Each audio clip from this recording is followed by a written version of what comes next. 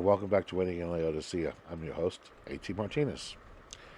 Now, I want you all to know that the other day I got into my Beamer and I was driving down the street. I got a Beamer because God has blessed me with a Beamer. Okay, no, I don't own a Beamer. Matter of fact, I don't even own a car. A lot of times we see people that go out and they tell us these stories, these tall tales, these little white lies, and they do it for whatever reason. And we sit back and we wonder, man, their life is so great. When in reality, it's just a fib. Those fibs, those lies, those tall tales, they're lies. There's no way around that. And lying is not good. Why do we lie? Well, first off, to make ourselves seem more important. We don't like the way we look. We don't like certain things about ourselves, so we make ourselves seem more important, more special. Another reason we tend to lie is to further our goals. Humans are very good at lying to get ahead. I mean, let's face it. Probably since the dawn of time, guys have been telling women they love them just to go to bed with them. Do they really love them? No. But that's the lie that they've been programmed to say. Another reason we tend to lie is so that we don't get punished. Who did this? I don't know. I mean, as a father, I knew that no matter how many kids I thought I had, there was always a couple others. I don't know, and not me. Because those two did everything. And the last reason we tend to lie, or common reason that people lie, is we don't want to hurt somebody. And they ask us questions and they say things, and we don't want to tell them, no, it's because I didn't really want to spend the day with you. So instead we lie. Oh no, I had to go to work. We come up with excuses so that we don't hurt their feelings. The problem with this is when people realize we've lied, it makes it that much harder to not hurt them. They're going to be hurt even worse. Immanuel Kant is a philosopher who, yes, he's dead.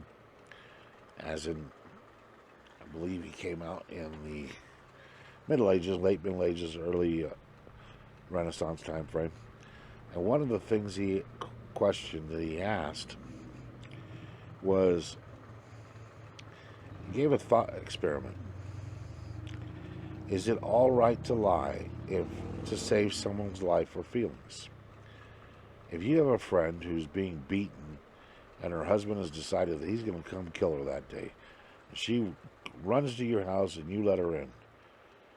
And as you are talking to her, he shows up at the door. He's got a gun.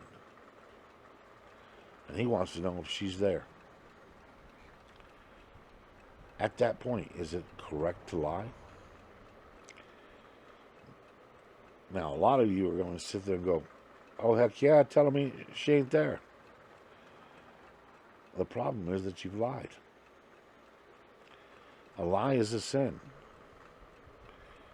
Did you have to lie? No, you didn't. You could have said, I'm sorry, but what are you looking for her for? And why do you have a gun? You could have said, I don't know where she is exactly right now. You could have found ways to tell him a truthful answer that didn't give him the information he wanted to know. You could have been bold and said, no, I know exactly where she is, but I'm not telling a man standing at my front door with a gun in his hand. Sorry, I don't trust this situation. Now, I would strongly recommend you go home and cool down because I'm going to call the cops. There are a lot of ways you can answer these situations. You can lie. You can tell the truth. You can say nothing and just shut the door. The point is, you don't have to lie. And why is this so important? Because if lying is acceptable, then our words have no meanings. When we start allowing and saying it's acceptable to do white lies, then truth is not something that comes out of our mouth. Now, I know sometimes that's a catch-22, because we're being asked something that no matter how we answer, we're in trouble. The answer to those is simple. Don't answer. When your wife or girlfriend come up to you and say, does this dress make me look fat? And it does. Well, I don't recommend you tell her the truth, because she's going to get angry. I don't recommend you lie either, because if she ever figures it out, then she's going to get even more angry. You've got to figure out how to deal with those.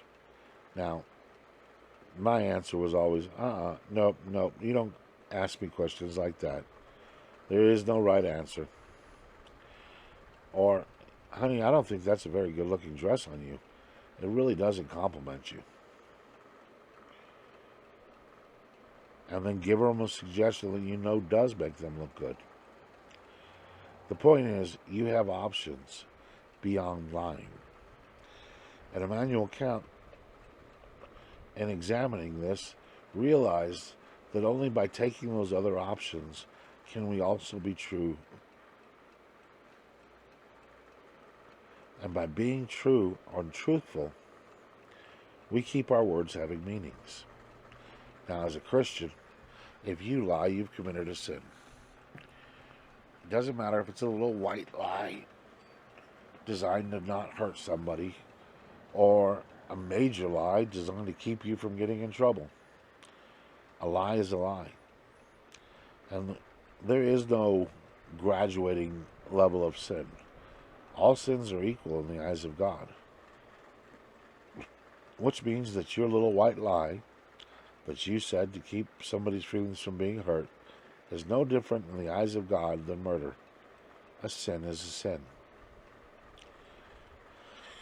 And that's not good. So how do you fix this? Number one, you find ways to answer truthfully. You take the time and tell your wife, your girlfriend, honey, that outfit really does not look good on you. You don't have to say it because it makes you look like a whale. I wouldn't do that if I were you. That piece of truth sometimes is not necessarily needed to be said. You don't have to tell the whole truth and nothing but the truth for a question like that. What you do need to do is answer the question that you were asked. Does this dress make me look good? And the answer, no. Recommend something else before she gets angry. Or accept the fact.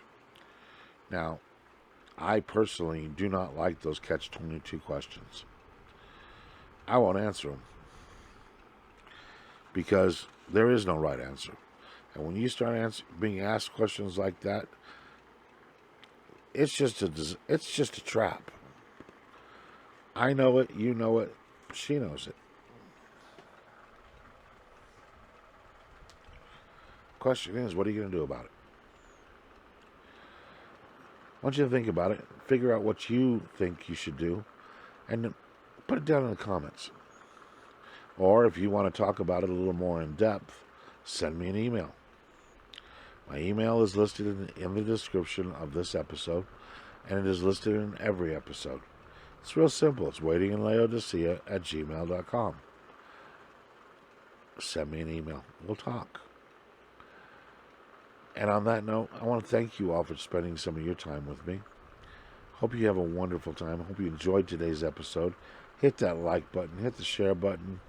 Make sure you're subscribed. And don't forget to hit the notification button so that you'll be notified the next time we record a new episode. Thank you all, and may God bless each and every one of you.